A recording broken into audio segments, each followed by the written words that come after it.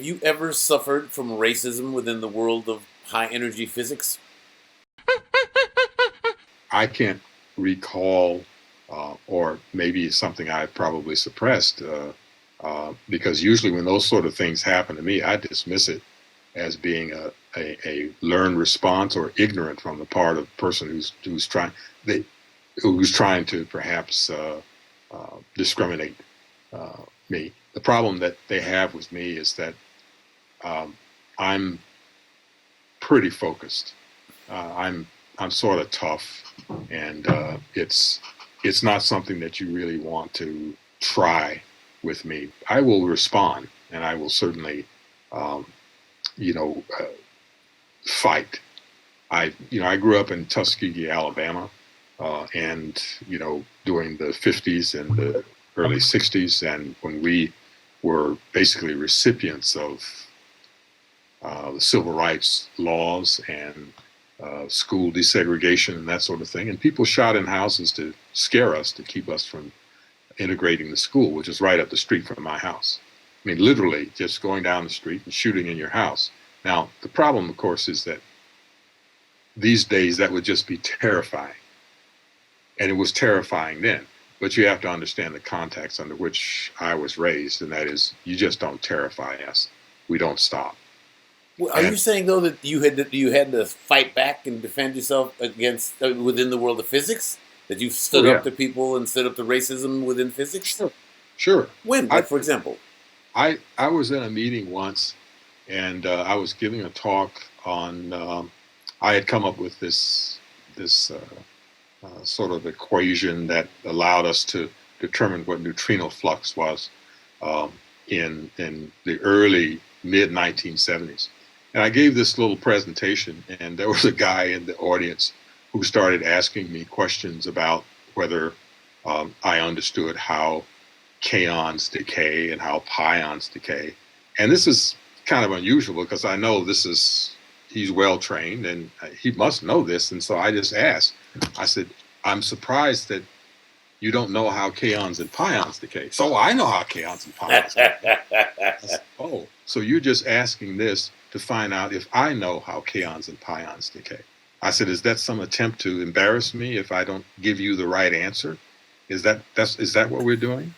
And of course, it got very quiet in that meeting because, and that was, in my opinion, that was racist. Yeah, yeah. That was, you shouldn't be giving a presentation like this because you should just be doing what I tell you rather than to stand up and be competitive.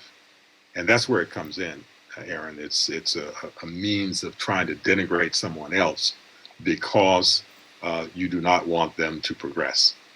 And I've seen that, and that's part of life, and that's certainly part of any profession as far as I'm concerned. In our field, it is an intellectual fight. It is who's the smartest guy or who appears to be the smartest guy, and therefore I'm going to find out if you know what I know, and if you don't respond, I'm going to tell everybody that you're worthless, even though you've been doing more experiments than they have. You've been coming up with things better than they have. You've been solving problems in the middle of the night that they don't even know was a problem. And I'm a sort of a back in the background type of guy, and I mean, the publicity says I always have been sort of. Yeah, I've read all the publicity that says you're in the background. Yeah. I'm in the background, but everyone who is um, knowledgeable to some extent will say, well, there's some people who are in the background, but there's some people who actually make sure that it doesn't mess up. And he's one of them. And that's fine with me. I don't have a problem with that. I don't do this work to look for accolades, even though I've been getting a few lately. History maker, as I recall, I saw on the Yes. internet. Yes. There are people who basically work pretty hard to thwart your progress if they knew what was important to you. And that's just something I learned growing up in, Alabama at a time when Alabama was very polarized and very difficult. I don't think that happens so much these days, but certainly you had to be capable and knowledgeable about that when you went through the process of getting trained, what you decided to do was something that you should work at. And I have been able to do that.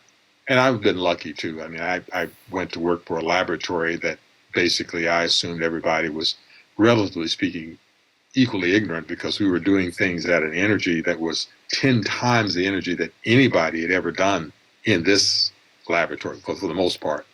And so from 28 GeV to 200 or 300 GeV. So I felt very free to just try any idea that I came up with, because I said, if it doesn't work, well, it doesn't work. But the truth of the matter is, doing the work and then doing the science was the effort. And so when you're in that particular position and other people want to be in that position, that's where sometimes everything will be used against you. Whatever it is, whatever, by any means necessary. By any means necessary to get in your position. All science, even particle physics, is committed by human beings and prey to a cornucopia of biases. All old Negroes, like me, are expert in dealing with skin color prejudice in our own way. Professor White will fight. I, on the other hand, am inclined to shrug off racism as mere human knuckleheadedness. But how about you? How do you deal with discrimination? If you're in science, how has race affected the history of your field? I'd love to hear from you. Please leave a comment below. And of course, if you like this video, and of course, subscribe. So like, comment, subscribe, and Science Black History Month.